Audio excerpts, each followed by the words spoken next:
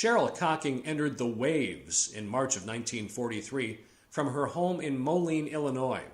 She went to boot camp at Hunter College in New York City, then on to the University of Wisconsin for 5 months of radio school, earning a radioman second-class rank.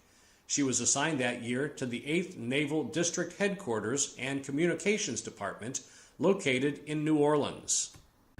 In New Orleans,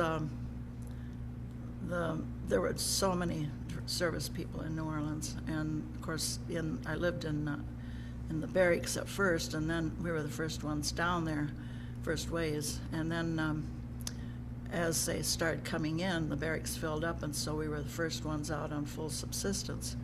And we moved out by Tulane University for a few months, and then we found 4 of us got together and found an apartment down in the French Quarters in New Orleans, right off of Canal Street. So that's where we lived the rest of the time from about March of 44. As my roommates shipped out or whatever, I would buy their share of our furnishings, and so when I got out, I ended up with all that we had there, and so I sent everything. They came in with big barrels and packed everything, and so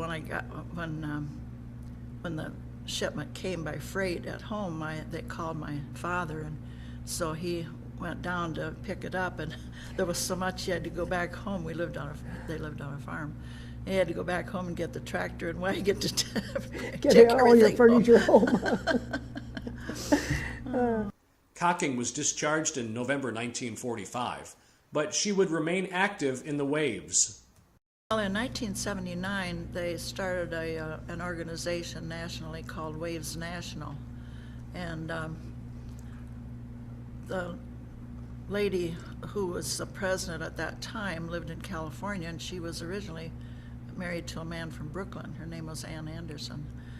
She just died a few months ago, and she called me, and I had written asking when they were ever going to have any more conventions, and so she called me and told me about Waves National and wanted me to be state director in Iowa and get some units started, which they didn't have any here yet. So that was a shock because that was a pretty big job. And so I was organizational director for a year and went through all the records I could find from veterans in Des Moines department where they keep the records, and everything I could find. And so I finally got enough started, so we started the first unit here in Grinnell. Then we had, I think, 67 members from all over the state. My. But then I started units all over different places, and so then they would break off from Grinnell because a lot of them lived closer to where I started the other ones. So I ended up with 6 units, and then I was state organizational leader for 1 year, and then state director for 2 two-year terms. So altogether I was in 5 years. So that put me on the national board, which was real fun because my husband and I would travel all over to wherever their meetings were in the United States, and it was fun. So then by the time my term was up, the 7th unit was about ready to be organized, and so the gal that took over from me went ahead and got that, so we had 7 units. But since then, so many people have passed away.